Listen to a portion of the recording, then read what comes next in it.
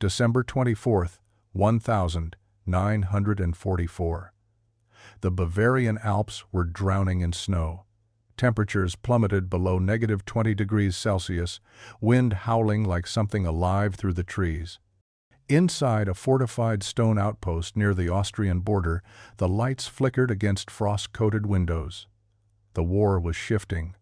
Rumors of Allied breakthroughs crackled through radios, muffled by static. But here, in this remote mountain post, time seemed to freeze with the snow. Colonel Friedrich Adler stood at the window of his quarters, staring out into the dark. At 52, he was every inch the Prussian ideal: sharp jaw, piercing gray eyes, uniform pressed even in sleep. He was respected, feared, and utterly unreadable. Soldiers said he could calculate artillery ranges in his head faster than a map. Others whispered he'd once ordered a battalion retreat over the objections of his superiors, only to save every man's life. That night, he took dinner in silence: roast pork, black bread, schnapps, untouched at first, then slowly sipped. Around 11 p.m., Adler stood, buttoned his coat, and stepped into the snow. "A short walk," he told the watch officer, "to clear my thoughts." He was never seen again. When the alarm was raised, men poured out into the woods with torches and rifles. Nothing, no footprints beyond the perimeter, no struggle, no signs of wildlife. His quarters remained undisturbed except for his empty greatcoat draped over a chair and a half-drunk glass of schnapps still warming from the fire. The glass was dusted with ash, as if something had burned and vanished in the same breath. By morning, a message had been relayed to Berlin: Colonel Friedrich Adler, presumed missing. But no follow-up ever came. Files were sealed, orders were issued, and in the months that followed, the outpost itself was abandoned, left to rot beneath ice and rock. In time, even his name disappeared from the Wehrmacht's rolls, as though he'd never existed. Locals began calling it Die Geisterfestung, the Ghost Fortress. Hikers gave it a wide berth. Strange lights were said to flicker there on winter nights. And always, there was the same story: a man in officer's boots, walking into the snow without leaving a trail. Before he vanished into myth, Colonel Friedrich Adler had already become something of a ghost among the high command. A veteran of the Eastern Front, he'd seen the worst of the war up close: Kursk, Kharkov, the long retreat through Belarus. His record was spotless, decorations crisp, commendations from generals who rarely gave them. And yet, Adler never spoke of glory, only logistics, losses, and the weight of poor decisions. He wasn't like the others. While officers toasted Führer directives with bloodied hands, Adler kept to himself, scribbling in a leather-bound notebook, refusing to repeat orders that didn't make sense. Some claimed he'd been recruited by the Abwehr, the German military intelligence service, early in the war. Others said he'd helped shelter a Polish professor accused of sabotage, falsifying paperwork to buy him time to disappear. None of it was proven, none of it disproven, either. What is known: by late 1944, Adler had grown increasingly isolated. He'd requested a transfer to the Alps officially to oversee a critical supply line between Salzburg and Berchtesgaden. Unofficially, no one could explain why such a high-ranking strategist had been placed in an obscure mountain post with only 24 men and outdated radios. Not unless he'd asked for exile. Some believed he was disillusioned.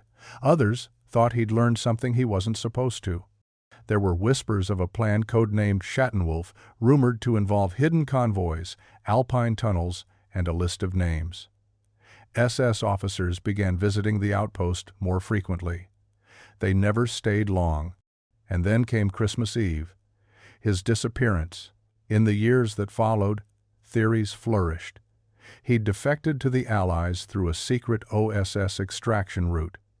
He'd been silenced by the SS for knowing too much. He'd committed suicide in the snow, his body buried under an avalanche. But one theory lingered more stubbornly than the rest: that Adler had never left. That somewhere beneath the mountain, behind sealed steel doors and forgotten bunkers, something remained. His notes, his mission, maybe even Adler himself, not as a man, but as a warning. In the days that followed Colonel Adler's disappearance, the official response was as cold and barren as the snows that swallowed him. The Wehrmacht logged it as a simple absence, no foul play, no desertion, no accident. A single line in a military dispatch noted, "Unit Commander Friedrich Adler, presumed lost in field." No patrols were dispatched, no further orders came. The men at the outpost were reassigned within a week. Then the post itself was shuttered without explanation. But the locals remembered something else. Farmers from the valley below recalled seeing convoys of gray trucks rumbling down narrow mountain roads days after Christmas. Uniforms without insignia, boxes unloaded, then burned in open pits behind the fortress. The smell of paper and kerosene hung in the air for days. One shepherd claimed he was stopped at gunpoint when he got too close. "Not Wehrmacht," he would later say. "These men didn't talk. They just stared like statues." In the spring of '45, the Allies stormed through southern Germany. American intelligence agents swept through abandoned German installations, collecting documents, interviewing captured officers. But when they reached the site where Adler had last served, they found nothing. The outpost was empty. The records room had been stripped, bunk logs missing, fuel drums slashed and burned. When the Allies requested Adler's personnel file, it arrived with entire sections redacted. His Eastern Front assignments were intact, but everything from October to December, 1,944, had been blacked out or removed entirely. No transfer orders, no communications. Just a final date, stamped in faded ink, and then silence. Years later, when West German archives were reopened, Adler's family requested confirmation of his fate. They received a single page in response. Service concluded, status unknown. No grave. No medals. Not even a telegram. It was as if the Reich had erased him by design. Historians speculated that he'd been tied to something sensitive, something the SS or the Abwehr had buried before the war ended. Whatever it wasn't just forgotten. It was hidden. And in the wreckage of the Third Reich's final winter, Adler had become more than a missing officer. He'd become a hole in history itself. In 1963, inside a dusty Washington, D.C., archive rarely visited by anyone but junior analysts and janitors, a Cold War historian named Michael Halvorson stumbled across a faded brown folder misfiled beneath the wrong year. The label read, OSS Intercepts, Southern Bavaria, D.C. 44. Most of it was routine, but one document stopped him cold. It was a decrypted radio transmission intercepted by Allied listening posts in Switzerland. The message, sent in a low-frequency burst and heavily coded, referenced an active German operation near Berchtesgaden. The translation was rough, but one word stood out again and again: Schattenwolf, Shadow Wolf. The document noted the term was linked to unauthorized Alpine troop movements and non-standard unit designations. One line had been underlined in pencil: Adler's unit, not to be interfered with. Orders sealed. Extraction unnecessary. Extraction. For Halvorson, a man raised on Cold War paranoia and intelligence protocol, it was a breadcrumb too large to ignore. He cross-referenced the file with captured German military logs. Nothing. Adler's name didn't appear after December 1944. Not in field reports, not in logistics manifests. It was like he'd dropped off the face of the earth. Over the next 4 decades, Halvorson would build a private archive of his own. Satellite photos of the Alpine region taken during early CIA U-2 flights, declassified MI6 files, statements from post-war refugees, even hand-drawn maps from retired OSS agents who'd served in Germany. He filed Freedom of Information Act requests by the dozen. Most came back empty. Others were returned with redactions so heavy they looked like blackout curtains. In 1978, he visited Bavaria personally. interviewed locals. One man remembered a Colonel Adler who had once visited his father's inn. Another spoke of a tunnel entrance that had been sealed with explosives just after the war by Americans, not Germans. By 1989, Halvorsen had a theory. Schattenwolf wasn't just a code name, it was a fail-safe, an operation buried by both sides, something Adler had discovered, or something he had started. When the Berlin Wall fell, Halvorsen hoped new files would emerge. They didn't, but decades later, long after his obsession had faded into obscurity, something would be found deep in the snow-covered Alps, and it would prove he'd been right all along. Autumn 2023. The early snow had come quickly that year, blanketing the Bavarian Alps in silence. A trio of Alpine hikers, experienced mountaineers from Munich, had ventured off marked trails near Berchtesgaden in search of a forgotten World War II supply route rumored to connect old Nazi strongholds. It was just a weekend hike until it wasn't. On the second day, beneath a jagged outcrop shaded by spruce and ice, one of them spotted a patch of metal barely visible beneath moss and centuries of wind-blown snow. At first, it looked like nothing, just a corroded sheet of iron buried in stone. But when they cleared it further, a rusted wheel lock emerged, a hatch, sealed tight, no markings, no path leading to it, just hidden, as if the mountain itself had tried to bury it. They reported the find to a local university's historical department. Within days, a joint archaeological and military preservation team arrived with drills and ground-penetrating radar. What they discovered shocked everyone: a reinforced tunnel leading deep into the rock, layered with steel and concrete in ways consistent with high-security Wehrmacht bunkers. But this one wasn't on any map.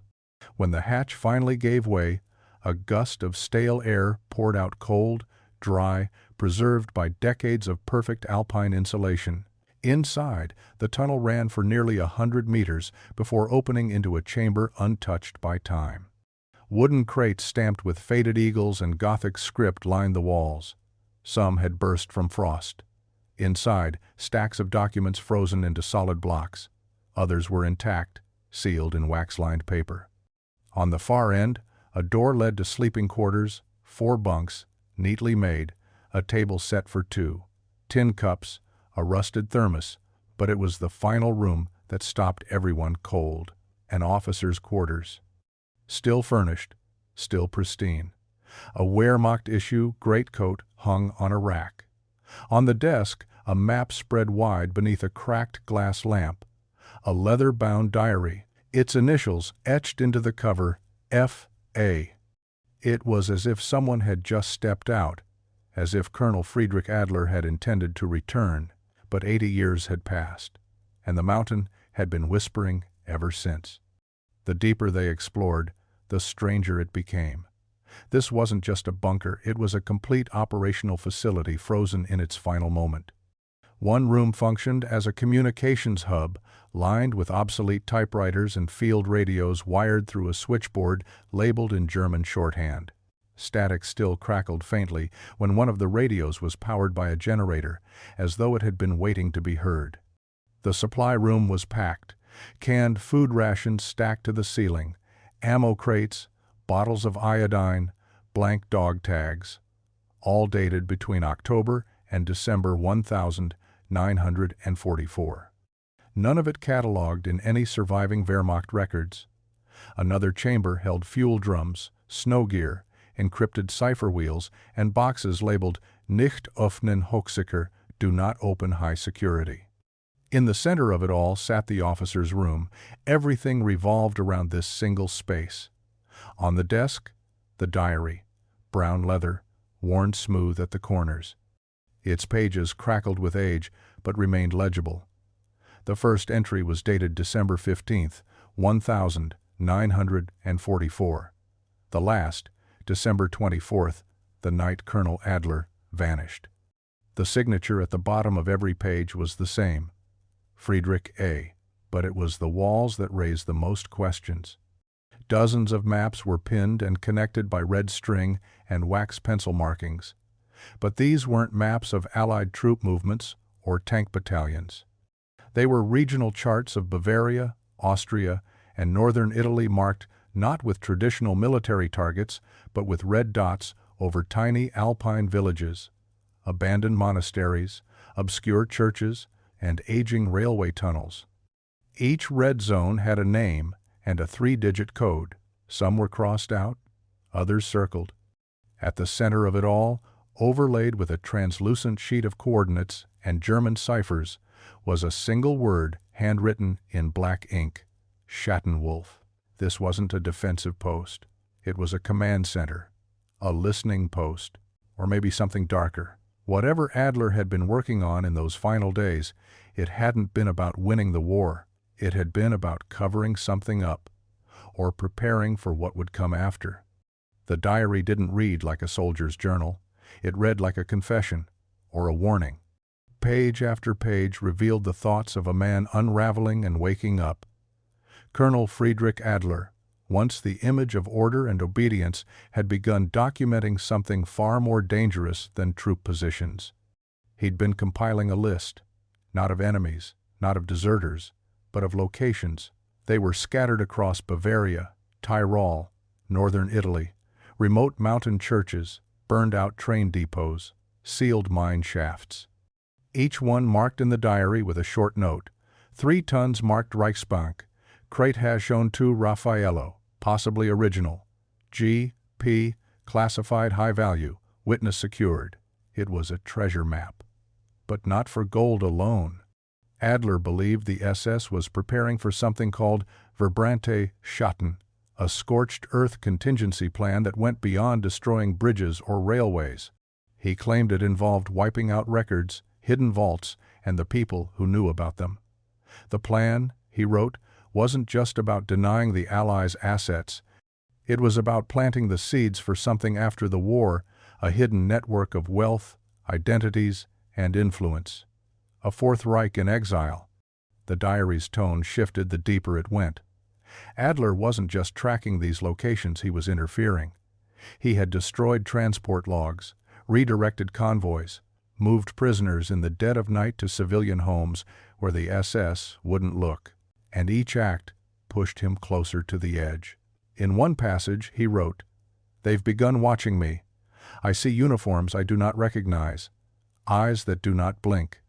Somewhere between loyalty and treason, Adler had drawn a line and crossed it. The final list in the diary, written in shaky handwriting, was labeled Rot List, the Red List. 23 locations, 7 crossed out, 3 circled twice, 1 had a question mark. That location matched the coordinates of the bunker where the diary had been found. Adler hadn't just been compiling information. He'd been running out of time. They found the bodies in a side corridor, sealed behind a rusted bulkhead. One slumped against the wall, rifle still across his lap. The other lay face down in a pool of frozen black rot. Both in Wehrmacht uniforms, both long dead. The forensic team worked slowly, careful not to disturb anything more than necessary. Bullet wounds, close range. The first man had been shot twice in the chest, the second execution style, behind the ear. The ID tags were degraded, but one was partially legible. Oberleutnant Hans Keller, Adler's adjutant. Inside his coat pocket, a folded message, half burned but decipherable. It simply read, "He's gone. Tunnel 2C. I'll hold them off." There were no signs of struggle in the officers' quarters, no blood, no signs of forced entry. But the diary had more to say. The final entry, dated December 25, 1944, written in haste, barely legible. "They know. I hear boots above. If this is read, I failed. Destroy the list. Tell no one." There were no more pages. But beneath the floorboards, hidden in a sealed compartment, searchers found a torn map fragment showing another tunnel route branching east toward the Austrian border. Its terminus marked with one word, Flucht, escape. So Adler hadn't died there, or if he had, his body wasn't among the dead. Forensics dated the two corpses to within 48 hours of the diary's last entry. One had frostbite. The other had fought. It wasn't a mass execution, it was a final stand. A military historian brought in to consult studied the map and compared it to declassified Allied aerial photographs from 1945. He traced the route.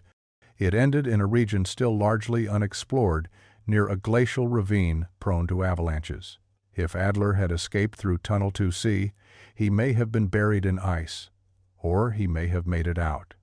But the most chilling detail came not from what was found, but what was missing. The red list was gone, ripped from the diary, removed, hidden, or carried with him.